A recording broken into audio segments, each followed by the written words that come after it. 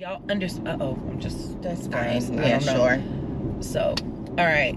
I literally think every time I've gotten in a car with somebody, I've done something really bad while I was driving and made them think that they weren't safe. And so I just want you to be good. Like, I just want you to know I won't kill you today. Well, that's not encouraging. Just okay. just I mean, I don't normally we're just. off to a rough start. Yeah. But the first time I met you, you know what my thought was? What? I feel like she's so okay with who she is. And she doesn't need anybody to like approve or co-sign like where she is, how she is, because when I first met you, you were just like chill. I didn't see you feeling the need to be on. Yeah. And it didn't just feel like introvertness. And mind you, I didn't know you, so and I'm still getting to know you, so I'm not gonna act like I know you. But you know, you pick up on something from somebody where it's like, oh no, she's just like who she is. And I loved that, because it wasn't like, I'm now, because we were in like a prayer situation. We were about to pray to start Woman Evolve. Oh yeah. And that's the point where everybody kind of like gets on and like, okay, now I'm gonna say a prayer or do the things. And you were just like, well, Lord, like here we are. Let's do it. Let's go. Right. Yeah. But I love that. That's the only way I can do it, is because I don't know. I'm not good at that, like putting on a thing. I'm not good at it. I don't know. Do you think that helps you? Because I feel like even when you speak from that place. It feels the same. It's like, hey, my name is Sarah and I'm singing. I'm about to give my Easter speech. Right. Like, this is my Easter speech. Y'all ready? But then when you start winding up, I be like, oh, they didn't know. Nobody knew, but we knew, because that's why we came between us there. But like, we didn't know, like, it's a thing. I don't know when that's coming. So I go in, I'm surrendered. I'm like, God, here we are. Whatever you want to do. I've done my studying. Let's see what happens. And there is a bridge of like me introducing myself, filling out the room, being comfortable, which is generally like a story or some fun fact that I have discovered. And once I feel like I kind of know the room, I'm like, okay, God, I understand who's in here. Now, what are we going to do? And then that's when things get ghetto. But I love it. Ghetto. I think like what I'm seeing is like so many women, period, but black women, just being who they are. I love it. And people are embracing that and going, yes, I needed that. I remember I used to do a lot of stuff and go on a lot of different streams. Yeah. But being at Woman Evolve, it was special for me because I just feel like there were regular people there. Yeah. Like what? Not like churchy people. They're not. No. I love our event. Because they're like, most of my girls, like, we don't know if we going to the club or we don't know if we going to church, but we going. And I love it, because they're not like, I mean, there are definitely church girls who've grown up in church and maybe distanced themselves from church, or they've come to reconcile the complexities of being in communities of faith. And then there are girls that are like, girl, I saw you on Instagram, I saw your fashion, I saw something you posted, and so I'm here to see what's up. I love it. It's my favorite thing to do in the world. I love it too. Would love to be invited back, but you know. Oh, well, that ain't a problem. Sorry, it's a shady brain. Sorry, I'm just a little petty and shady. No, I was like, oh, I want to come back. All right. You've said that it's recorded. You're right. So when I reach out, is this thing on? No. Is it? It's on. The sound is on and everything. Yes. I love what you're doing, for real. And like the podcast. All right, I'm going to play this song. Okay, let's go. All right. So this is the song that I chose for you. I hope that you like it. And I want to know why. Okay. Now or after? After. Okay. To get away all the stress and the busyness, but there's a lesson in a wilderness, and my heart is open. Time I'm facing the music, won't lose my mind. He's walking me through this. I finally realize I'm going through some things, but even if I feel away, I'll be okay. Upset. Obsessed. It's confrontational though. It's okay. Tell me why you chose that song for me. It's because, I think that people in our positions where you have to be in front of people have a high tolerance, I think, for anxiety and stress. I'll say stress. For sure. And that's good stress and bad stress. But I think that's, and sometimes you can live oblivious to it. Like it almost becomes the thing that you can kind of work off of. I don't know if you're like this, but I wanted to know. And I think when you realize what's actually happening, it can either be jarring and make you want to quit, or it can be like, okay, I know I need to manage this somehow, deal with it, bring it to the Lord, and keep it moving. And I think you've done the latter. I don't know for sure, but I don't even know if that's a thing for you fully. Like, oh, I know you're an introvert, but I don't know if you're introverted because you are really introverted, or like because it's like, oh, this is a lot. It's probably both. Okay. It's probably both.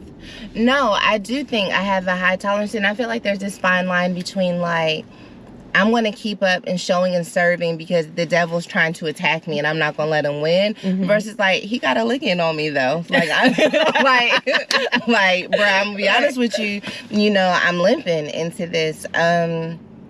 I don't know, it's hard.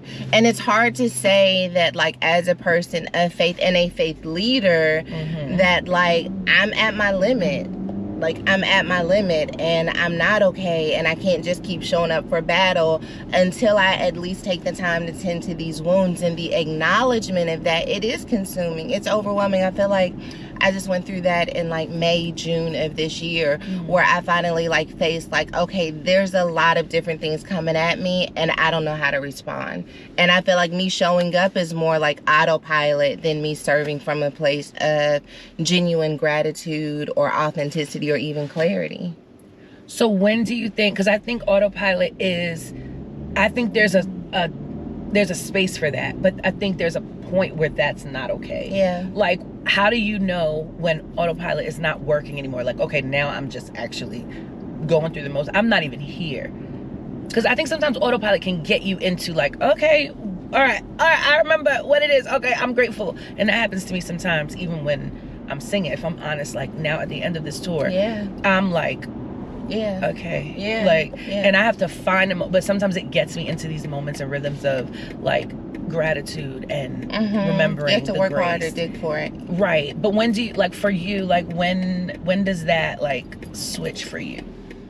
I think that when the sound is off, the lights are off, and you're going back to your regularly scheduled programming, whether that's just for a minute on the bus or you're finally home, when I still don't want to face what's happening, I know that autopilot has like stolen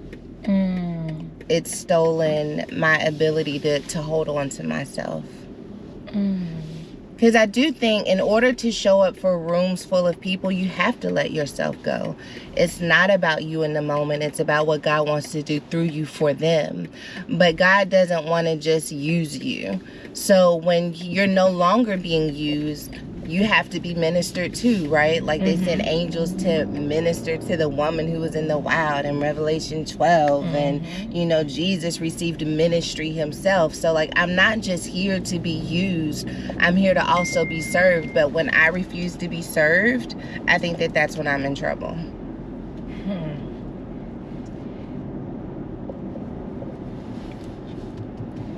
What does it look like to be served? Like, what is service for you? Because here's it, like, I know me, I don't want anybody to do anything for me. Why? But because I'm just weird. No, I'm not weird. I have, like,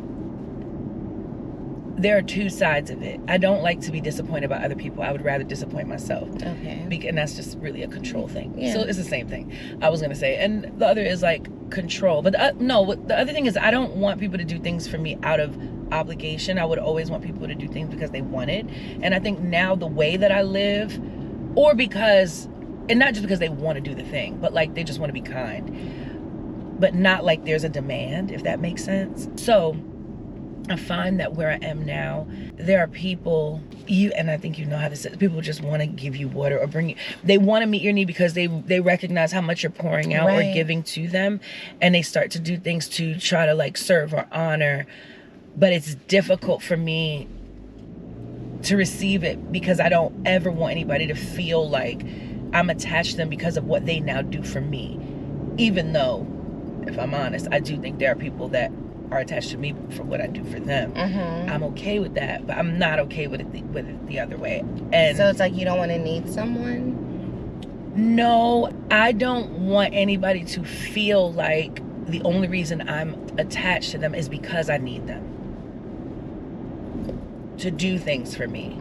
You know, really, and I'm really talking about like carrying my bag, that stuff. I have like real friendships and relationships that I try to build outside of doing, because I told you, like, I feel like for me, this is who I am, this is what I do. I don't do it because I have to, if that makes sense. I do it because it is who I am. But honestly, I haven't really come across that many people who've actually been like not using me or just like trying to do something for me so they can get ahead. I have not actually come across those people. It's like a irrational fear that I have. You can diagnose me. I'm here for it. I have no shame. No, I think that for me, allowing people to serve me, allowing people into that space when I'm not okay, is like less about task and more about me admitting the area where I need to be served. So like my husband asked me when we finished our first date, we had this epic first date, we closed the restaurant down, and then he asked me, how can I serve you? And I was like, what? Don't do that. Why would you ruin a perfectly good thing by trying to, why? I don't enjoy this, because I never considered that someone would want to come into my life and serve me and add value to me. I know. That is making me nervous. I'm like, oh no, what did you say? I was like, nothing, you know what I mean? You know? But if I could go back in time and answer that question with the perspective that I have now and like the confidence I think that I have now, that I would ask him to be another set of eyes for me, to expand my thoughts, to affirm and then expand my thoughts. And yeah. Okay, so do you think that you couldn't answer the question because you didn't know? For sure. Yeah, okay. So that's why I think, like, in order to receive help when you're not okay, you have to be willing to really dissect, like, where is the area where I'm not okay, and what would healing, what would service look like for me in that area, and what relationships are connected to me that can help me have healing or restoration in that area.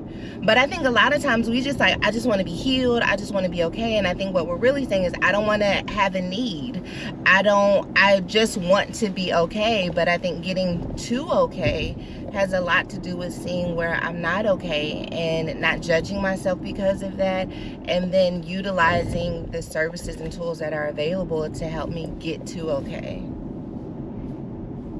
I think. No, the funny thing is, I think it's different for everyone. I think because of the way I was raised, having a need was a sign that something was wrong. Right? So not really the need. And I think I just lived super unaware. Like, I said this to my friends before, and everybody hates when I talk about it, but I don't care. Like, I wouldn't use the bathroom. Like, I wouldn't pee. I wouldn't empty my bladder. Why? I wasn't even aware that I had to pee. But you're not present. Like, you're just going. Yeah. And you're not even assessing what your needs are. That's how I lived so detached even from my own physical body. I get that. You know? So if you ask me, like, what do you need? I'm like, what? I have to come into myself to answer. Right. No, I get, okay, so I think when I got pregnant, that I felt like I was now such a burden, because it's not just me, it's me and my child. And I do need help. Like, I'm 14 with a baby. Like, I need formula, I need diapers. Like, I am so in need that I did not think there was any space for me to have a need as well. There's like no space because I've maxed out. I'm tapped Right. out on everything. Like it's already too much. Yeah. Oh God, I can relate to that. It's funny, like I think I'm in a place in my life where I don't really act out of my dysfunctional thoughts or like the method, or I guess the pathology that I've kind of grown up in, the things that I've believed. But I believe now I'm trying to not just know the things, but believe them as well. And literally that's what this whole project is about. It's about, oh, you crazy. Yeah. Got it. It's okay. Whatever. But let's heal. Let's move. Let's move differently, because I think like God has blessed me beyond. Like I can't even count them all. Like literally, like my life is like full of like His favor, goodness, kindness. And I felt like if I would acknowledge a problem, then I was ungrateful. Right. You know. But now I'm kind of like, oh no, people got problems. It's like issues and things, and like everybody has them. Like, which is like. Why am I just now finding this out? Because y'all made me feel like, did y'all or did I? Phony.